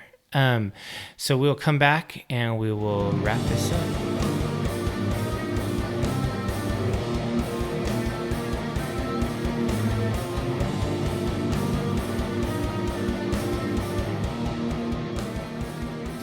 Okay, welcome back, divers. It's time for that final segment, the one where Ask Dave, what are you into right now? All right, so I don't have a crazy new hobby that I've got into lately. Oh no, I know, it's weird. So I'm just gonna give 2 quick and easy recommendations to the divers, something you can just check out on your favorite streaming platform for music. Oh, okay. And so the first one is a band called Hooded Menace. Their new album, The Tritonius Bell. This is a Finnish death doom band that manages to take what you think would be death metal and doom metal, and somehow they inject some amount of groove and melody and really sinister tone into the vibe to make it actually extremely palatable and listenable and good. So if you like metal, like with some of those tropes, like those classic sounding melodies and guitar solos, and you at all like the doom sound. So if on a doom scale of Sabbath to Bongzilla. Oh God, let's go mournful congregation as our extreme. Where are we falling? It's more towards Sabbath. Okay. It's more towards Sabbath. It has some heaviness, which is why some people call them a death doom band. Okay. Because it does have some of that chugginess that you expect. But I don't feel like this is much death. It's very much a doom band. And I really enjoyed this album, and I checked out their other albums too. And Hooded Menace is just an awesome band from Finland. They're just really great. And then the other one, this is a lot more well-known, a lot more mainstream, but it's a brand new release, and I really liked it. It's, the band is called Ginger, spelled Jinjer. And their new album is called Wallflowers. They are a Ukrainian band that started off firmly labeled as metalcore, but that is a very erroneous label. I don't honestly like the metalcore label, period. It gets misattributed, I think, a lot. Yeah, this is a prog gent band. And I know that's weird and super niche. Yeah, why don't you define gent? Because not everyone's going to know that way. Okay, so gent, spelled D-J-E-N-T, is a, what's the word when you're saying something that's a sound like pow? It's an onomatopoeia. It's an onomatopoeia. So gent is an onomatopoeia for the sound that an electric guitar that's distorted makes when you palm mute it. Junt, junt, junt, So it's a chuggy sound that guitars make, but they are proggy because they insert interesting time signatures, really cool textural electronic sounds here and there. And what really makes them... Okay, so every member of the band is an extremely good musician. Their drummer is fantastic, bass player is amazing, and their guitar player, who plays both the rhythms and the leads on the recordings, he is amazing. But what really makes them stand out is their singer, Tatiana, who is she is a scathing, grim vocalist. Her screamed vocals are extremely good. They're very raw and they sound awesome. Male, female, whatever. It's just awesome. And then she also does all the clean singing on the albums, of which there is a fair amount. And her clean singing voice is excellent. They've been compared to, like, what if Opeth was way fucking heavier in their modern day? They wear the Opeth influence on their sleeve. And so they're super good. If you like heavy ass music that has both clean female singing and aggressive screaming, but very interesting instrumental parts, check out Wallflowers from Ginger. I think that if you want to know what 20-something metalheads are listening to, it's this sort of thing. Oh, okay. This is definitely of a of a decade or so younger than us. Okay. So this is really good, and I think people should check it out. Even if you don't stick with it, give it a listen. I'll definitely. I mean, I've listened to Ginger, and they're awesome, and I've heard of Hooded Menace, but never dug into it. You would like Hooded Menace. Yeah, the way you describe it, I would. Yeah, for sure. They even embrace some of that cheeky old style heavy metal art, like the Tritonius Bell cover art. It's like a skull bell thing. It looks like kind of like Castle Grayskull if it were a bell. Like, yeah, it's cool. Dope. Okay. All right. I'll definitely check those out. So what are you into right now? So for me, it's a new-ish show on FX on Hulu. That's an awkward way to phrase it.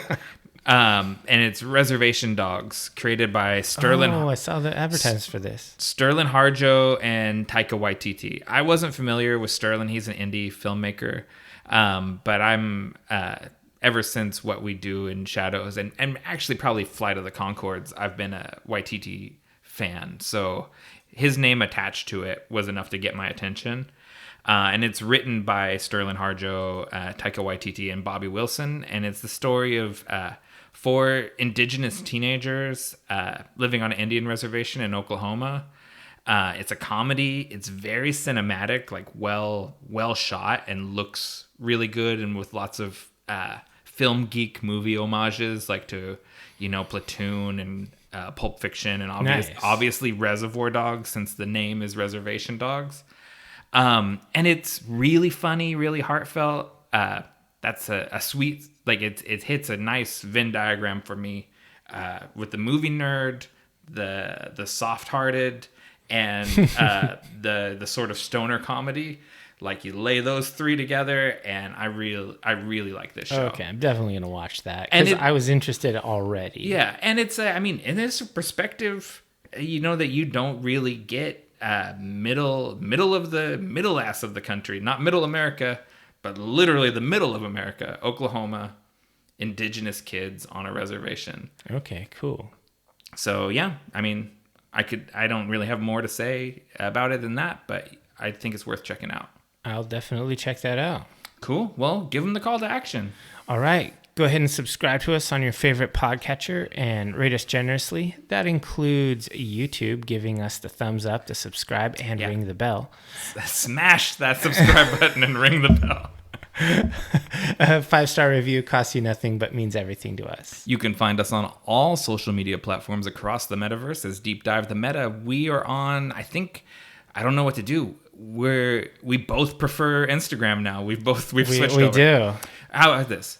Dave now prefers Instagram. I'm addicted to Twitter, but we're also on Pinterest, which nobody likes. Well, I guess this is really goodbye. Don't say goodbye. Say good journey.